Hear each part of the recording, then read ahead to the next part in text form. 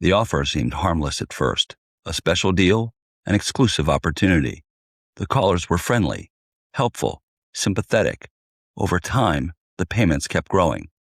By the time investigators found her, more than $500,000 was gone.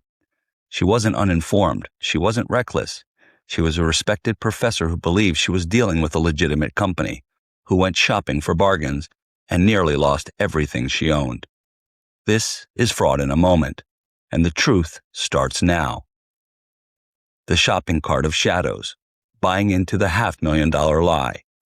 Margaret Harrison had spent a lifetime studying criminal behavior. A respected criminology professor in her 70s, she understood how deception worked. She taught others how criminals manipulate victims. She knew the warning signs, or so she thought. The scam began with a simple phone call. The caller claimed to represent a legitimate online shopping and payment service.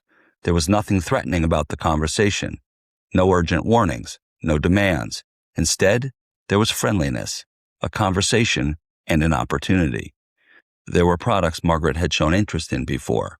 Special promotions, limited offers, exclusive deals available only to select customers. Everything sounded official, reasonable, most importantly, personal. Over weeks and months, the callers became familiar voices. They remembered details from prior conversations. They offered recommendations tailored specifically to Margaret's interests. They sounded helpful, attentive, and authentic. To Margaret, they felt more like a trusted advisor than salespeople. But behind every friendly conversation was a calculated strategy. They understood something powerful about human psychology. People are more likely to trust someone who appears helpful than someone who appears aggressive. So rather than pressure Margaret, they patiently nurtured a relationship. Small purchases became larger purchases. The more money she invested, the harder it became to question whether the opportunity was real. Cash, then wire transfers, and gift cards. Each payment method made the funds more difficult to trace and recover. Every time a concern surfaced, the explanations were front and center. There was a processing delay, a special inventory issue, an exclusive upgrade opportunity, a temporary problem that required just one more payment to resolve. And Margaret believed them. She too was protecting a relationship she had spent months building. The financial damage began to snowball. Thousands became tens of thousands became hundreds of thousands. Eventually, Margaret did something she never imagined she would do. She borrowed against the equity in her home. The house had once been completely paid off. It represented decades of hard work and financial discipline. But by the time federal investigators identified her as a victim, her losses exceeded $500,000.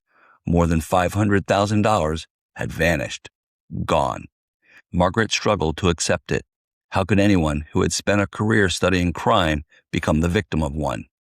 Because criminals understand human nature. They study and they practice. They exploit trust. They use repetition. They create familiarity. They provide personalized attention. And they even convinced a highly educated senior citizen that she was participating in something legitimate. While emotional impact was devastating and the money and equity were gone, perhaps the deepest wound was realizing that every conversation, every promise, and every expression of concern had been part of a performance. What did we learn from this story? 1. Scammers often build relationships over time instead of demanding money immediately. 2. Personalized offers and exclusive deals are common tactics used to create trust and lower suspicion. 3. Cash, wire transfers, and gift cards are favorite payment methods for fraudsters because recovery is difficult. 4. Education and professional expertise do not make anyone immune to scams. 5. Never borrow against your home or retirement assets to fund an unsolicited opportunity. 6. Verify any online shopping offer directly through official company channels before sending money. 7.